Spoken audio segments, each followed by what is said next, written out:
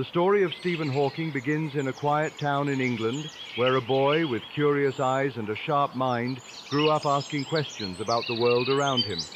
Stephen loved to take things apart, to wonder why the stars shined, and to explore how the universe worked. He was not the best student in school at first, but he had something even more important, an endless curiosity and a love for discovery. As he grew older, Stephen entered the world of science with a heart full of excitement. He chose to study the mysteries of space, time, and the laws that hold the universe together. The questions he asked were not small ones. He wanted to know how everything began, how stars are born, and what happens at the very edges of the cosmos. Then, at the young age of 21, Stephen received news that would change his life forever.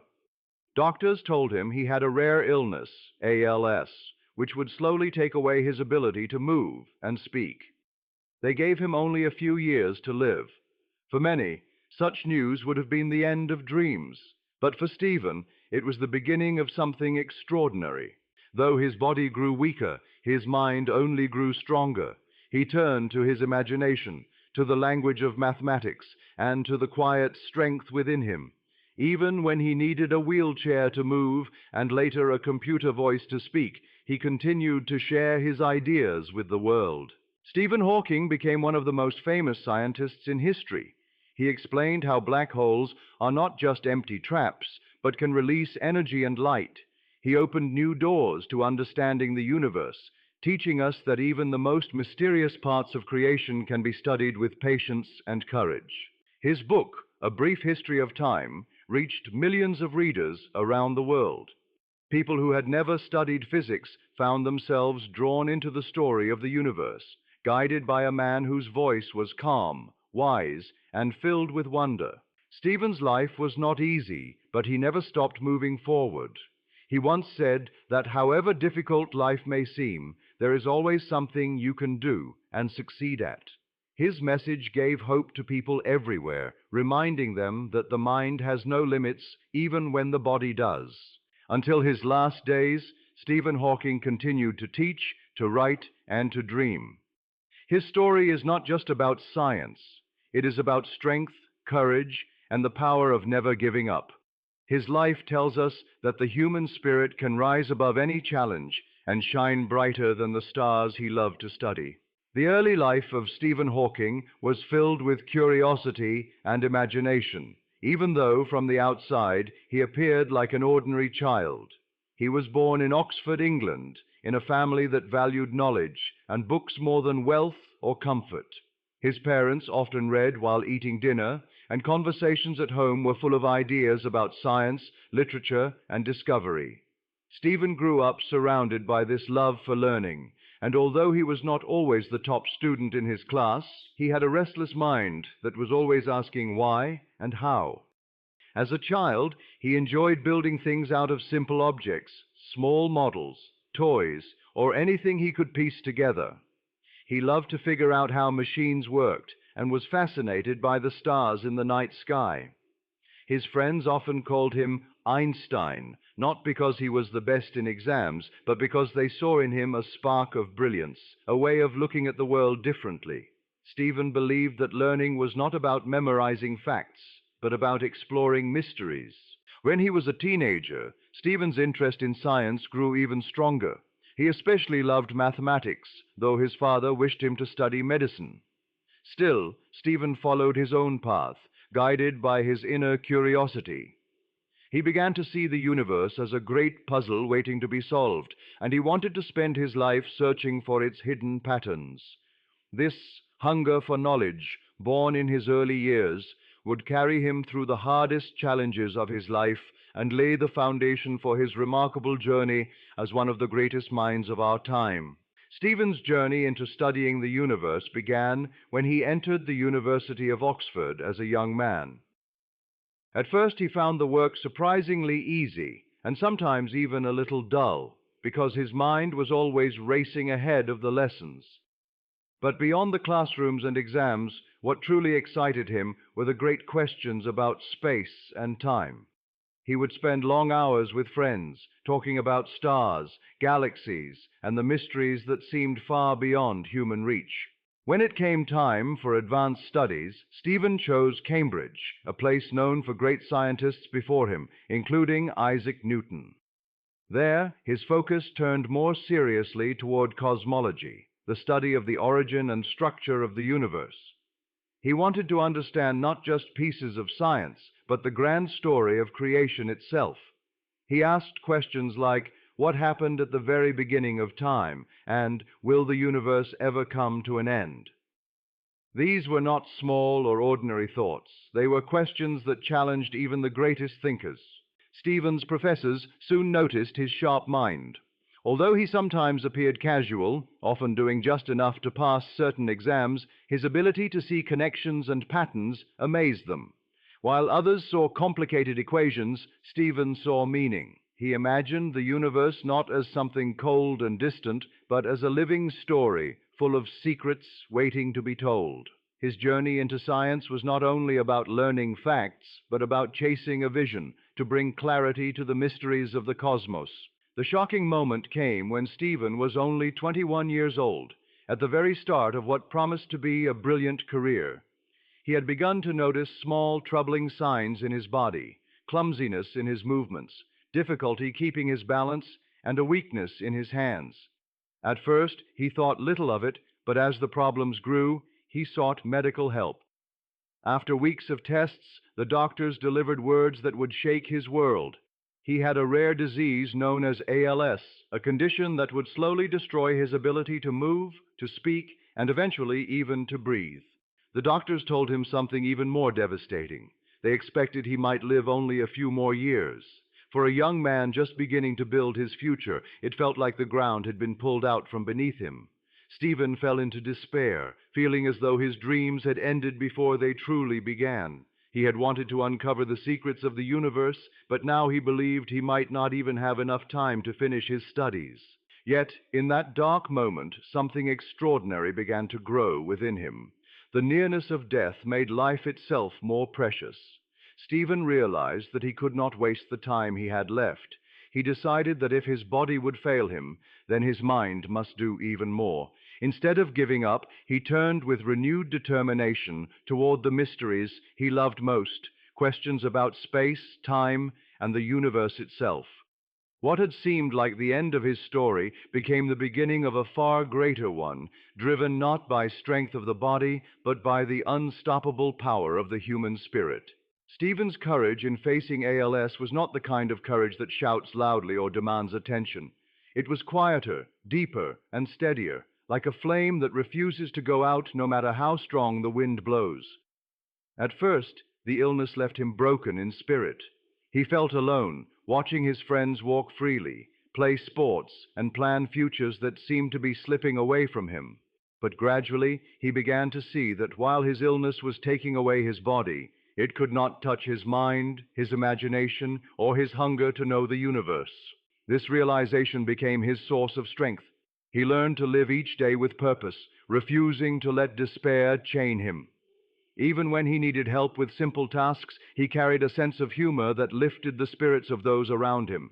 His laughter reminded everyone that life was still worth living. Stephen never tried to hide his struggles, but he chose not to let them define him. Instead, he defined himself by his ideas, his work, and his dreams.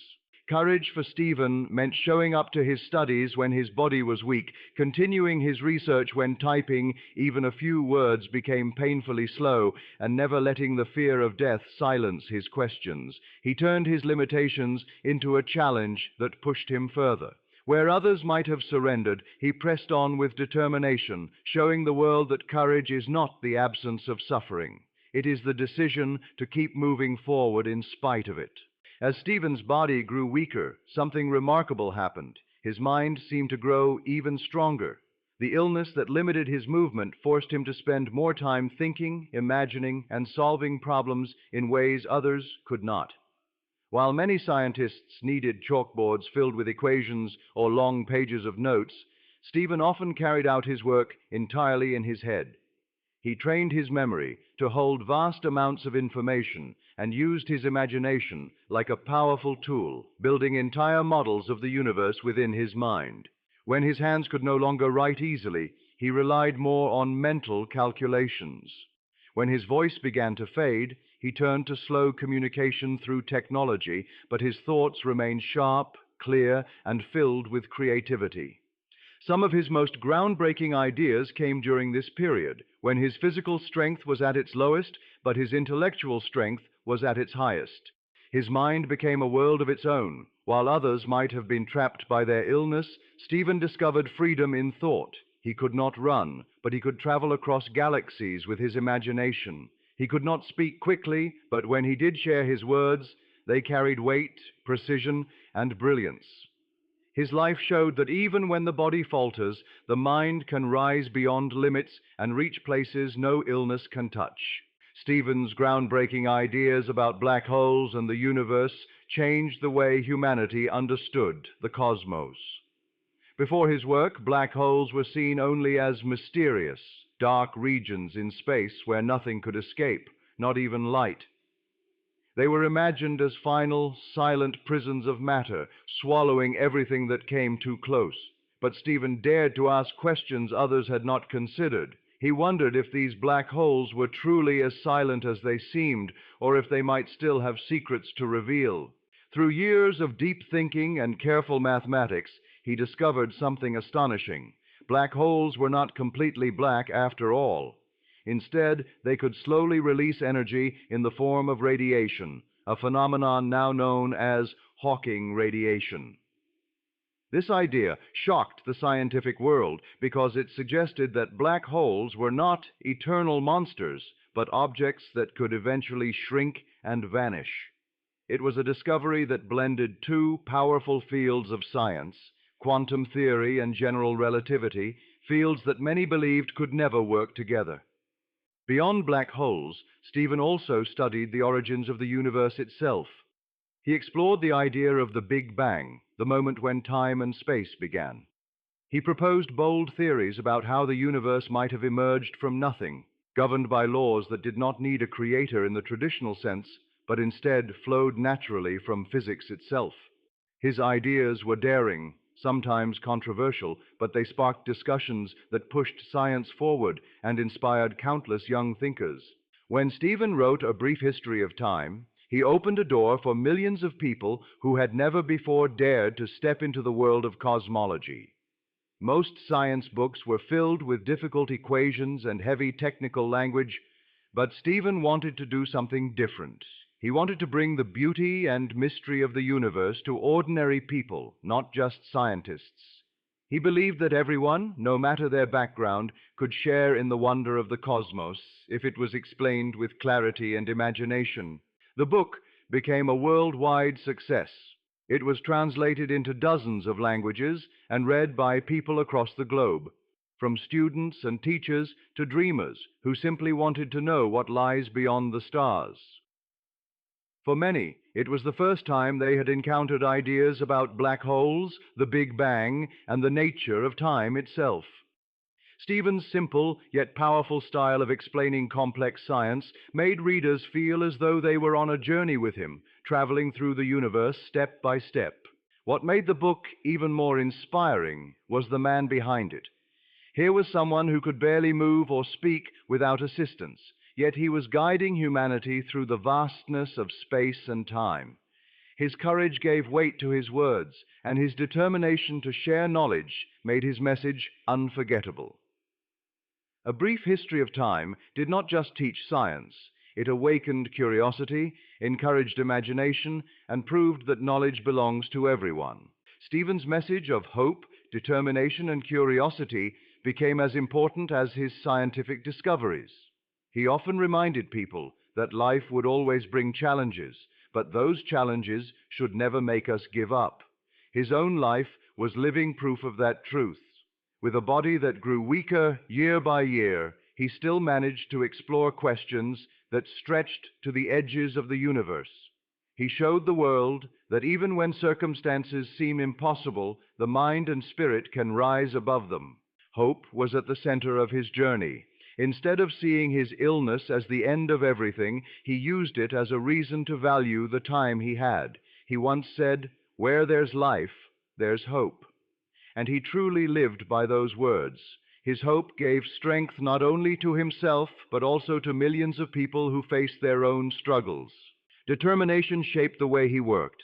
Every discovery, every lecture, and every book he wrote was the result of steady effort, often under conditions that would have stopped most people.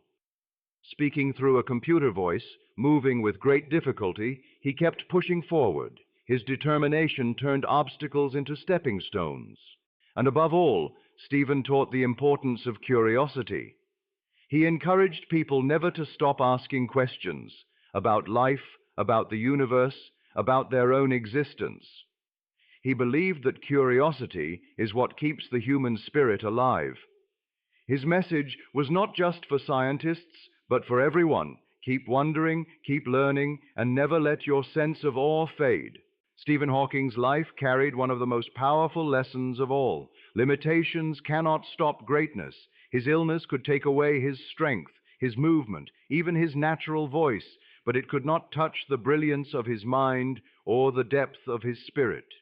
Instead of allowing his condition to become a wall that blocked his future, he transformed it into a bridge that carried him toward even greater heights. What made this lesson so remarkable was how visible his struggle was. The world saw him in a wheelchair, speaking through a computer, his body frail and dependent on others for care. Yet, at the same time, the world also saw his mind soaring through galaxies, solving mysteries of black holes, and reshaping the way humanity understood existence itself. His life was a constant reminder that true strength is not measured by physical power, but by persistence, vision, and the courage to keep moving forward.